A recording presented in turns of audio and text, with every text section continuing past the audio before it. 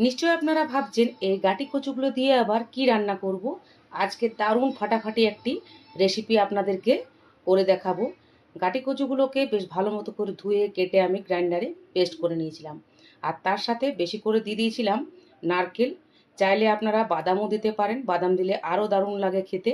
এরপর কড়াইয়ের মধ্যে আমি সর্ষের তেলের মধ্যে দিয়ে দিয়েছিলাম বেশ কিছুটা কালো জিরে ফোড়ন। কালো জিরের পরিমাণটা একটু বেশিই দিয়েছিলাম, কালো জিরে বেশি দিলে খেতে ভালো লাগে।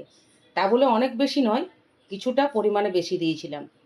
এরপর পরিমাণ মতো লবণ দিয়ে দিলাম, তার সাথে দিয়ে দিলাম সাদা সর্ষে, কালো সর্ষে আর কাঁচা লঙ্কা বাটাটা। এরপর দিয়ে দিলাম পরিমাণ মতো চিনি। বিশ্বাস করুন বন্ধুরা, শুকনো ভাতের সাথে এই কচু বাটা রেসিপিটা দুর্দান্ত লাগছিল খেতে। আমি কোনোদিন আগে খাইনি, আজকে প্রথম বানালাম আর খেলাম, খুবই সুন্দর লাগলো। আর তার সাথে একটু দিয়ে দিয়েছিলাম লেবু রস। ফাটাফাটি লেগেছিল খেতে, এক থালা ভাত একদম মনে হচ্ছে নিমিষে শেষ হয়ে গেল। তো বন্ধুরা, ভিডিওটা ভালো লাগলে নিশ্চয় লাইক কমেন্ট শেয়ার করতে ভুলবেন না। তো আজকের মতো টাটা।